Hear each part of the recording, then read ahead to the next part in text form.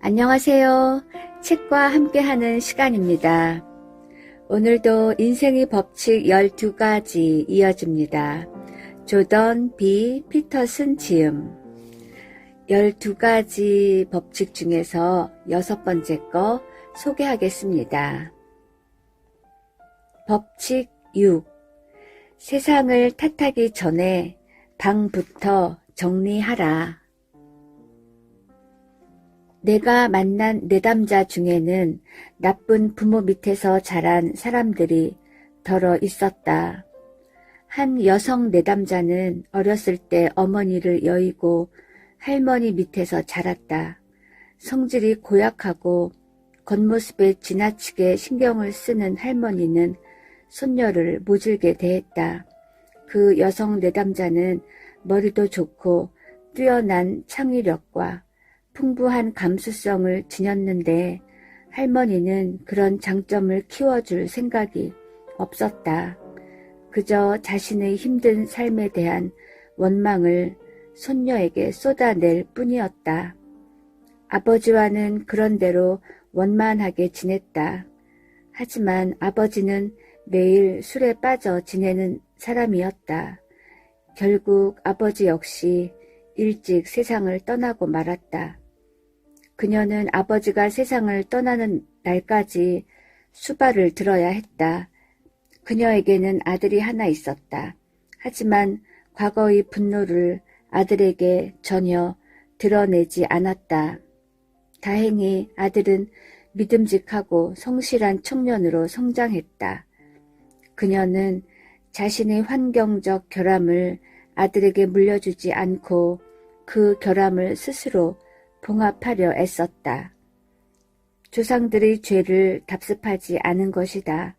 이런 극적인 변화는 얼마든지 일어날 수 있다. 알렉산드르 솔제니치는 20세기 중반 악명 높은 소련의 강제노동 수용소에 수감되었다. 삶의 조건에 대해 충분히 회의를 느낄 만한 상황이었다.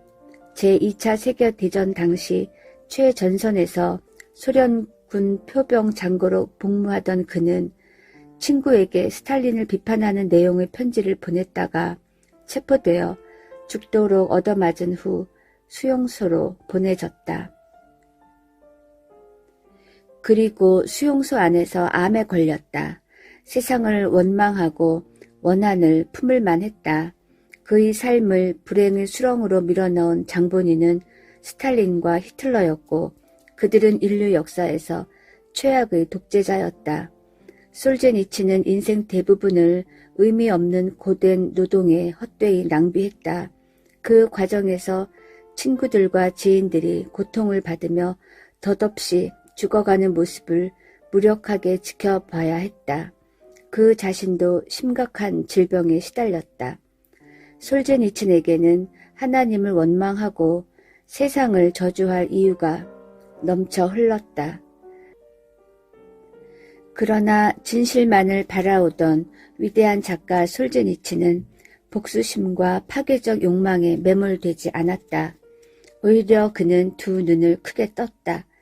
섬뜩한 환경과 온갖 시련 속에서도 훌륭하게 처신하는 사람들을 만났다. 솔제니치는 그들의 행동을 관찰하며 분석했다. 그리고 자신에게 물었다. 나에게 닥친 재앙에 내 책임은 없는가? 책임이 있다면 이 모든 일이 어떻게 일어났는가? 그는 공산당을 무작정 지지하던 젊은 시절을 떠올렸다. 그리고 자신의 삶 전체를 되짚어 보았다. 수용소에서 남는 건 시간뿐이라 생각할 시간은 얼마든지 있었다. 과거에 내가 어떻게 잘못된 선택을 했는가? 잘못된 짓이란 걸 뻔히 알면서도 양심에 어긋난 행동을 얼마나 많이 했는가? 본심을 숨기고 거짓말을 한 적은 또 얼마나 많은가? 소련의 수용소라는 더러운 지옥에서 과거의 죄를 바로잡고 속죄하려면 어떻게 해야 하는가? 솔제니치는 과거의 삶을 세세한 부분까지 되짚어가며 계속해서 질문을 던졌다.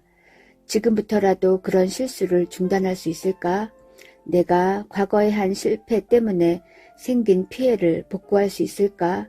그는 관찰하고 경청하는 법을 배우기 시작했고 존경할 만한 사람들을 찾아냈다. 그들은 어떤 경우에도 정직함을 잃지 않는 사람들이었다. 솔제니치는 또한 자신을 조각조각 분해해서 뜯어보고 불필요하고 해로운 부분을 지워내 새로운 인간으로 다시 태어났다. 그리고 이 모든 역경을 딛고 일어나 1973년 소련의 강제노동 수용소를 고발한 수용소 군도를 썼다.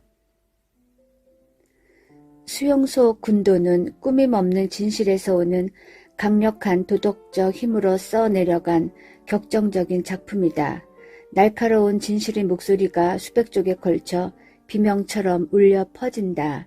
이 책은 소련에서는 당연히 금서가 되었다. 하지만 1970년대에 서구권으로 밀반입되어 여러 나라에서 출간되면서 엄청난 반향을 일으켰다. 솔제니친의 글은 공산주의의 이데올로기 권위에 심각한 타격을 입혔다. 그는 직접 키우고 가꾸었지만 쓰디쓴 열매만을 맛보게 해준 나무 줄기에 도끼를 찍은 셈이었다. 한 남자가 운명을 탓하지 않고 삶의 방식을 바꾸기로 결심했다. 그리고 공산주의라는 병적인 시스템의 폭정을 뿌리째 뒤흔들어 놓았다. 오랜 시간이 지나지 않아 공산주의는 완전히 붕괴했다. 솔제니친의 용기가 큰 역할을 했다. 이런 기적의 주인공은 또 있다. 바질라프 하벨은 공산주의 치하에서 박해받은 작가였지만 비폭력 혁명으로 공산주의 체코 정권을 무너뜨리고 체코슬로바키아의 마지막 대통령이 되었다. 체코와 슬로바키아가 분리된 후에는 다시 한번 체코 공화국의 초대 대통령으로 뽑혔다. 현대판 마하트마 간디였던 셈이다.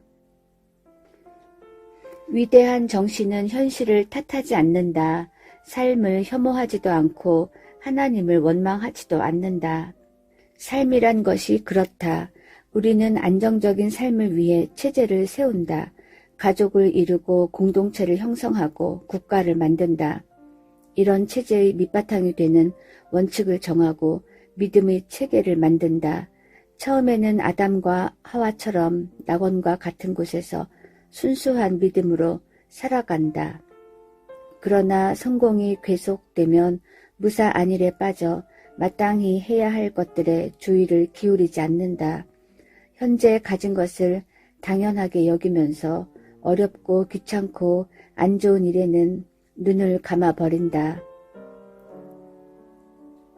세상이 변하고 타락의 씨앗이 자라고 있음을 눈치채지 못한다. 그러면 어느 순간 모든 것이 무너져 내린다. 모든 것이 산산이 부서지는 것은 현실 세계의 잘못일까? 하나님의 잘못일까? 아니면 우리의 부주의 때문일까? 당신 환경을 생각해보자. 우선 작은 것부터 살펴보자. 당신은 자신에게 주어진 기회를 100% 활용해 왔는가? 직장에서 전력을 다해 일하고 있는가? 혹시 분노와 원망에 사로잡혀 맥없이 하루하루를 보내고 있지는 않은가? 형제와는 잘 지내고 있는가? 배우자를 존중하는가? 자식들을 애정으로 대하고 있는가? 건강과 행복을 파괴하는 나쁜 습관은 없는가?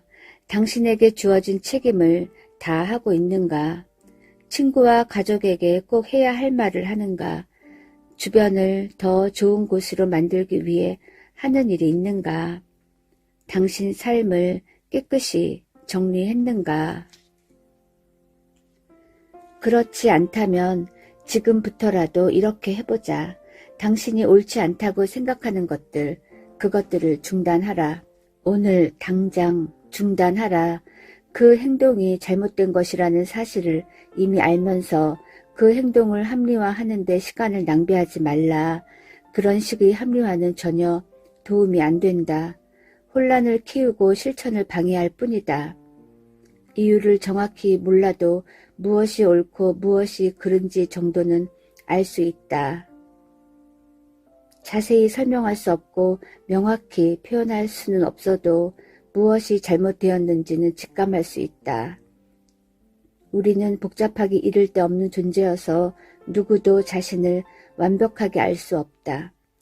게다가 우리는 이해할 수 없는 지혜를 무시하려는 경향이 있다. 따라서 중단해야 한다는 생각이 조금이라도 들면 그냥 중단하라. 그 비겁하고 천박한 행동을 당장 중단하라. 당신을 나약하고 부끄럽게 만드는 것은 입에도 올리지 말라. 당신을 강인하게 만드는 생각만 하고 당신에게 힘을 주는 말만 하라. 떳떳하게 말할 수 있는 것만 말하라. 자본주의나 정치권을 탓하지 말라. 당신의 적들을 욕하지 말라.